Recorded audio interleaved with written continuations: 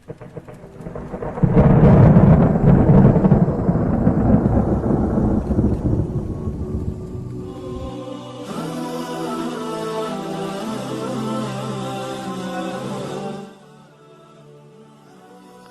باللہ من الشیطان الرجیم، بسم اللہ الرحمن الرحیم۔ امتی چینل کے ناظرین کرام، السلام علیکم۔ میں ہوں محمد اشتیاق اور آپ دیکھ رہے ہیں امتی چینل۔ ناظرین کرام، حضرت ابو ہریرہ رضی اللہ تعالی عنہ نے یہ حدیث بیان فرمائی کہ انہوں نے نبی کریم صلی اللہ علیہ وآلہ وسلم سے سنا۔ آپ صلی اللہ علیہ وآلہ وسلم نے فرمایا کہ بنی اسرائیل میں 3 شخص تھے، ایک ابرص، دوسرا اندھا اور تیسرا گنجا۔ اللہ تعالیٰ نے چاہا کہ ان کا امتحان لے، چنانچہ اللہ تعالیٰ نے ان کے پاس ایک فرشتہ بھیجا۔ فرشتہ پہلے ابرص کے پاس آیا اور اس سے پوچھا، تمہیں سب سے زیادہ کیا چیز پسند ہے؟ اس نے جواب دیا کہ اچھا رنگ اور اچھی جلد، کیونکہ لوگ مجھ سے گن کھاتے ہیں۔ راوی کا بیان ہے کہ فرشتے نے اس پر اپنا ہاتھ پھیرا تو اس کی بیماری جاتی رہی اور اس کا رنگ بھی خوبصورت ہو گیا، جلد بھی اچھی ہو گئی۔ فرشتے نے پوچھا کہ تمہیں کس طرح کا مال زیادہ پسند ہے؟ تو اس کے جواب میں اس نے کہا کہ اونٹ، یا اس نے گائے کو کہا۔ اسحاق بن عبداللہ کو اس سلسلے میں شک تھا کہ ابرص اور گنجے میں سے ایک نے اونٹ کی خواہش کی تھی اور دوسرے نے گائے کی۔ اس کی تعین کے سلسلے میں ان کو شک تھا، چنانچہ اسے حاملہ اونٹنی دی گئی اور کہا گیا کہ اللہ تعالیٰ اس میں برکت دے گا۔ پھر فرشتہ گنجے کے پاس آیا اور اس سے پوچھا کہ تمہیں کیا چیز سب سے زیادہ پسند ہے؟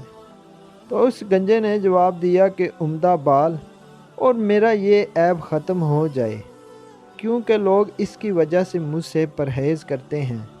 راوی کا بیان ہے کہ فرشتے نے اس کے سر پر ہاتھ پھیرا اور اس کا عیب جاتا رہا اور اس کے عمدہ بال آ گئے۔ فرشتے نے پوچھا کہ تمہیں کس طرح کا مال زیادہ پسند ہے؟ تو اس نے کہا کہ گائیں۔ راوی بیان کرتے ہیں کہ فرشتہ نے اسے حاملہ گائیں دے دی اور کہا کہ اللہ تعالیٰ تمہیں اس میں برکت دے گا۔ پھر فرشتہ اندھے کے پاس آیا اور اس سے پوچھا کہ تمہیں کیا چیز زیادہ پسند ہے؟ اس نے کہا کہ اللہ تعالیٰ مجھے بصارت دے دے تاکہ میں لوگوں کو دیکھ سکوں۔ فرشتہ نے ہاتھ پھیرا اور اللہ تعالیٰ نے اس کی بصارت اس کو واپس دے دی۔ پھر پوچھا کہ کس طرح کا مال تجھے زیادہ پسند ہے؟ اس نے کہا کہ بکریاں۔ فرشتہ نے اسے حاملہ بکری دے دی۔ پھر تینوں جانوروں کے بچے پیدا ہوئے۔ کچھ عرصہ کے بعد اتنی برکت ہوئی کہ ابرص کے اونٹوں سے اس کی وادی بھر گئی، گنجے کے گائے بیل سے اس کی وادی بھر گئی اور اندھے کی بکریوں سے اس کی وادی بھر گئی۔ پھر دوبارہ فرشتہ اپنی اسی صورت میں ابرص کے پاس آیا اور کہا کہ میں ایک مسکین آدمی ہوں، سفر کا تمام سامان اسباب ختم ہو چکا ہے اور آج اللہ تعالیٰ کے سوا کسی سے مقصد آبری کی توقع نہیں، لیکن میں تم سے اس ذات کا واسطہ دے کر جس نے تمہیں اچھا رنگ اور اچھی جلد مال عطا کیا کہ اونٹ کا سوال کرتا ہوں جس سے اپنے سفر کی ضروریات پوری کر سکوں۔ اس نے فرشتہ سے کہا کہ حقوق بہت سے ہیں۔ فرشتہ نے کہا کہ غالباً میں تمہیں پہچانتا ہوں، کہیں تمہیں برص کی بیماری نہیں تھی جس کی وجہ سے لوگ تم سے گن کھایا کرتے تھے، تو تم ایک فقیر مفلس تھے، پھر اللہ تعالیٰ نے یہ چیز تمہیں عطا کی۔ اس نے کہا کہ یہ ساری دولت و پشت در پشت چلی آ رہی ہے۔